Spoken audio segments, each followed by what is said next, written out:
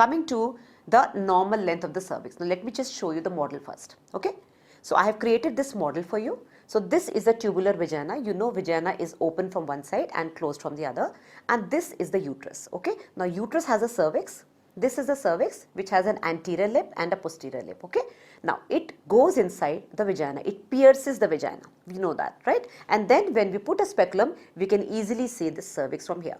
Okay, so we are putting a speculum because we know that the vaginal wall, the lateral walls are separated, but it is actually the anterior and the posterior walls are kind of like this. So when you do a transverse section, it is like an H. Okay, the shape of the vagina is like an H. It is like an H because this is the lateral wall. This is also the lateral wall, but the anterior and the posterior walls are kind of coalesced together. So they kind of just matted together. So that is why we use a speculum. We put a speculum here and we open the vagina, and then we can see the cervix. We can easily see the cervix. So let me now show you the uterus closely. This is the fundus of the uterus, the entire body of the uterus. What you can see here, what I have marked is the anatomical internal os, and this is the histological internal os. Okay. Now why anatomical? Because this is the plane, this is the part where the uterus starts tapering down. So we assume that probably the cervix has started from here, but actually the internal os is here, the histological internal os, which is below the anatomical internal os. The difference between them is just about 0.5 centimeter, and this area, you know what it is? Tell me. It is the isthmus. Okay, so this area between the anatomical and the histological internal os is the isthmus. Okay, so our internal os, the cervical internal os, lies here, which is at the level of pubic symphysis, and this is the external os which actually pierces the vagina, and this is at the level of ischial spine. All right, now this is the vagina, so this is how it goes inside and pierces it. So the external os is here.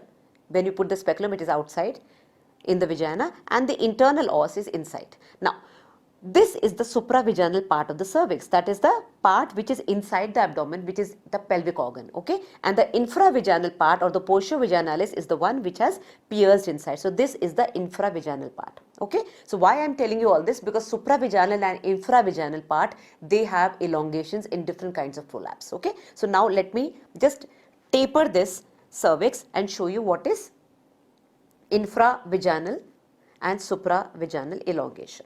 Now just imagine that this particular part, I am just elongating the cervix. I am not doing anything to the uterus or the isthmus. So I have just elongated the cervix. Okay, so this is elongation of what? Elongation of the supravaginal part. So the vagina was just here, okay, attached to the external, just below, above the external os, but this supravaginal part has elongated. Okay, so what has happened to the fornices? Just see.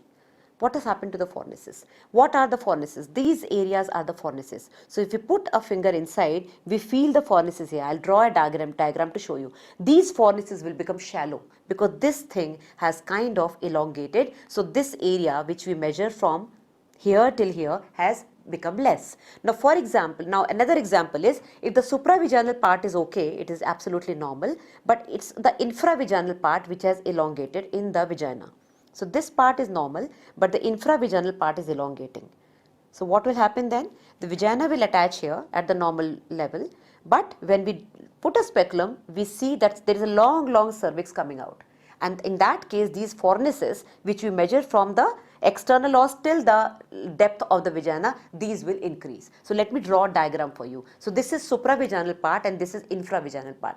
Supravaginal part is elongated in cases of prolapse. When there is a traction, it comes out. So this part, because it is supported very well with the Macken-Rod ligament, it doesn't let the other parts to enlarge. So this part just goes on increasing. Supravaginal elongation happens in the prolapse cases, but infravaginal part will elongate in cases of nulliparous prolapse. When there is no problem with the uterus, there is no problem with the ligaments, nothing is coming out. It is only this part which is in the vagina elongates, and it is known as a nulliparous prolapse or a piston prolapse. Just the cervix comes out. Now no other thing comes out. In this case, it will be a deep fornix from both the sides. The vaginal fornices will be very deep. This distance is going to increase. This distance is going to increase.